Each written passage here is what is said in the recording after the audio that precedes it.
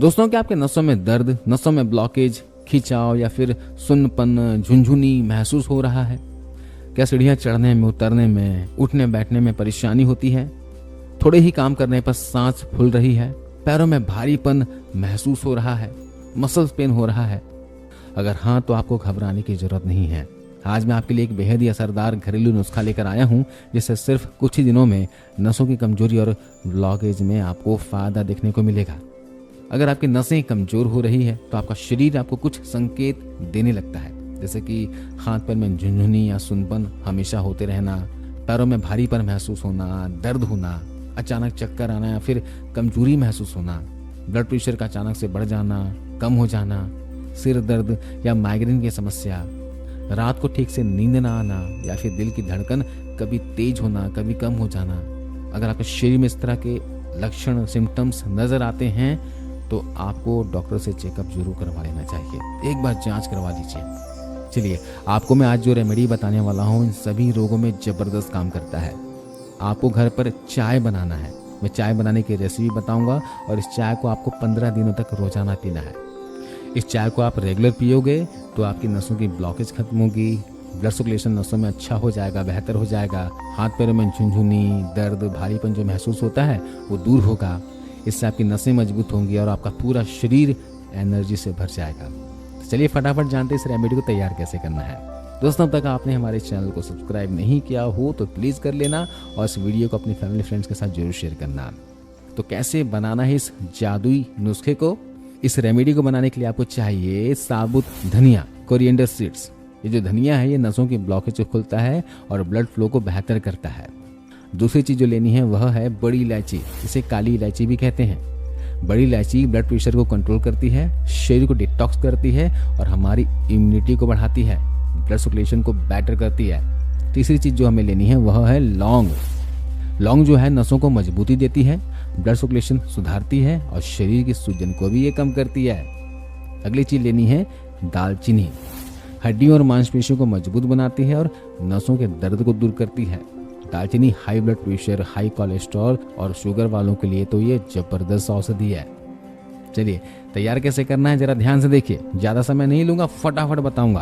आपको एक पैन में 1.5 गिलास पानी डालकर धीमी आंच पर इसे गर्म होने देना है। जब तक ये गर्म हो रहा है तब तक हम रेमेडी तैयार करते हैं। आपको एक बड़ी इलायची लेनी है। बड़ी इलायची भी जो होती है, कोई छोटी होते हैं, कोई बड़े होते हैं, है ना। तो यहाँ पर हम एक व्यक्ति के लिए बना रहे हैं, तो जो मीडियम आकार का इलायची होगा इसे आप ले लीजिए। बहुत बड़ी वाली नहीं लेनी है। देखिए ये छोटा सा है मीडियम आकार का, इसे हम लेंगे और इसे खरल में डालकर कूट लेंगे। इसके अंदर जो छोटे छोटे बीज होते हैं यही औषधीय गुणों से भरपूर होते हैं। इन्हें अच्छे से कूट लेना है ताकि पानी में अच्छे से घुल मिल जाए। इसमें हम डालेंगे एक लौंग। यहाँ पर सिर्फ एक लौंग का इस्तेमाल करना है। लौंग की तासीर बहुत गर्म होती है और वैसे भी गर्मी का मौसम शुरू हो चुका है, पेट में गर्मी कर देगा, इसलिए एक लौंग ही इस्तेमाल करना है। घबराइए मत, इस गर्म तासीर को भी हम बैलेंस करेंगे। कैसे करना है ध्यान से देखिए। अब अगली चीज लेनी है इसमें एक स्टिक छोटी सी दालचीनी की। इसे भी हम अच्छे से कूट लेंगे। देखिए हमारा पानी अच्छे से गर्म हो चुका है।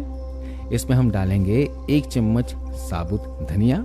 धनिया की तासीर ठंडी होती है जो इन गर्म तासीर के औषधियों को बैलेंस में करेगी। इसके अलावा अगर आपके बॉडी का नेचर पित्त है, पित्त प्रकृति का शरीर है ना, शरीर में गर्मी ज्यादा लगती हो, है ना, पेट में एसिड ज्यादा बनता हो, तो वे लोग क्या करें, धनिया के साथ साथ 1 चम्मच सौंफ नहीं तो आधा चम्मच अर्जुन की छाल का पाउडर इसमें ऐड कर सकते हैं। सौंफ या फिर अर्जुन की छाल का पाउडर, ठीक है।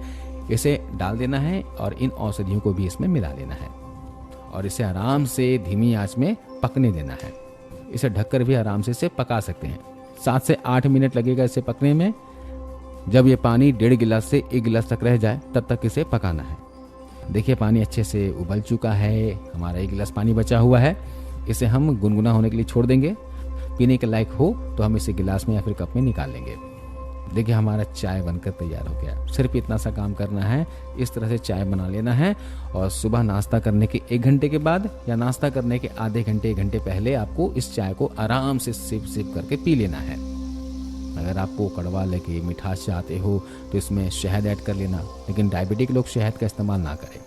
शहद की जगह नहीं तो आप डल्ले वाली जो धागे वाली मिश्री होती है इसका भी यूज कर सकते हो। अब इसे कब तक लेना है? इससे आपको 15 से 21 दिनों तक रोजाना लेना है। गर्मी के मौसम में भी आप ले सकते हो। जो बहनें प्रेग्नेंट हैं या जो बहनें स्तनपान करवा रही हैं, दूध पिलाने वाली माएँ हैं, उन्हें इस चाय को नहीं लेना है। अगर लेना चाहें तो इससे पहले अपने डॉक्टर से कंसल्ट जरूर कर लें। आप इस चाय को पीने से खुद महसूस करेंगे कि आपकी नसों की परेशानी धीरे धीरे कम होती जा रही है।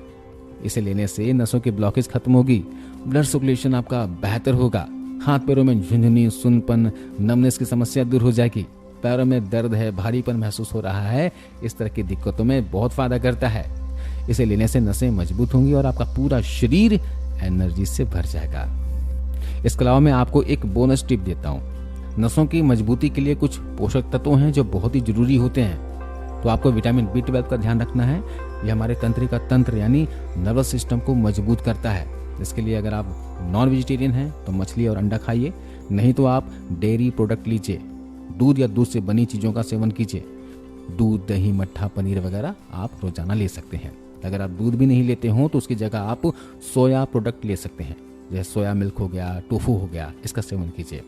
नहीं तो आप डॉक्टर से बात करके विटामिन B12 का सप्लीमेंट भी ले सकते हैं। अगला विटामिन है विटामिन B6। न्यूरोट्रांसमीटर्स के निर्माण में ये मदद करता है। आपको B6 केला, आलू या फिर सनफ्लावर सीड्स से भी मिल जाएगा। तीसरा है दोस्तों जो बहुत ही महत्वपूर्ण है, वह है omega 3 fatty acid. Omega 3 fatty acid हमें रोजाना भोजन के थ्रू लेना होता है। हमारा शरीर इसे नहीं बनाता और ऊपर से ये वाटर सोल्यूबल होता है, ये हमारे लीवर में स्टोर नहीं होता, इसलिए रोज खाने में आपको लेना अति आवश्यक है। इसकी कमी से बहुत से रोग होते हैं, है ना। ये जो ओमेगा 3 फैटी एसिड है ये सूजन को कम करता है, नसों को पोषण देता है और भी बहुत से फायदे हैं, जैसे हमारे स्किन के लिए, हमारी आइज के लिए, हमारे हार्ट हेल्थ के लिए बहुत ही जरूरी पोषक तत्व है। इतना समझिए। आपको ओमेगा 3 फैटी एसिड अखरोट, अलसी के बीज, चिया सीड्स से मिल जाएगा। नॉन वेजिटेरियन है तो मछली खाइए, अंडे खाइए, इससे भी आपको मिल जाएगा। गर्मी का मौसम में तो चिया सीड्स भरपूर सेवन कीजिए या फिर अलसी के बीजों को भिगो कर खाइए। अलसी के बीजों के पाउडर को दही के साथ खाइए, इसमें बहुत ओमेगा 3 होता है। चौथा है मैग्नीशियम। मांसपेशियों यानी मसल्स और नसों को ये रिलैक्स करता है। मैग्नीशियम के लिए आप काजू, बादाम या फिर हरे पत्तेदार सब्जियां खाइए, इसमें मिल जाएगा। और सबसे इंपॉर्टेंट है विटामिन D3। हमारे देश में 90% लोगों के शरीर में विटामिन D3 की कमी है, जबकि बहुत ही आसानी से हमें सूर्य की रोशनी से मिल जाता है। आजकल हम ज़्यादातर इंडोर रहते हैं, घर पे काम करते हैं या फिर ऑफिस में काम करते हैं। हम सूर्य की रोशनी ज़्यादातर नहीं ले पाते और हमारा डाइट भी कुछ खास नहीं रहता। इस वजह से D3 की कमी हो जाती है। इसके लिए आप क्या करें, सुबह के समय 20 से 30 मिनट सूर्य की रोशनी ना ले सको तो डॉक्टर से बात करके आप इसका सप्लीमेंट भी ले सकते हैं। खाने की चीज़ें में आप अंडे खा सकते हैं, मशरूम खा सकते हैं। इसके अलावा डिस्क्रिप्शन में आपको सारा डिटेल दे दूंगा, क्या क्या खा सकते हैं लिस्ट बना कर दे दूंगा, वहाँ पे जाकर देख लेना। तो इन 5 चीज़ों का खास ध्यान रखना और साथ में जो चाय की रेसिपी मैंने आपको बताया है इसे भी सेवन करना। इससे कोई नुकसान नहीं होगा, ये पूरी तरह से नेचुरल है। तो आज इस वीडियो में बस इतना ही। आई होप ये इन्फॉर्मेशन आपको अच्छी लगी होगी। इस वीडियो को अपने फैमिली फ्रेंड्स के साथ जरूर शेयर करें, क्या पता ये जानकारी उनके काम आ जाए। मिलता अगले वीडियो में, अपना ख्याल रखिए। Stay healthy, stay fit.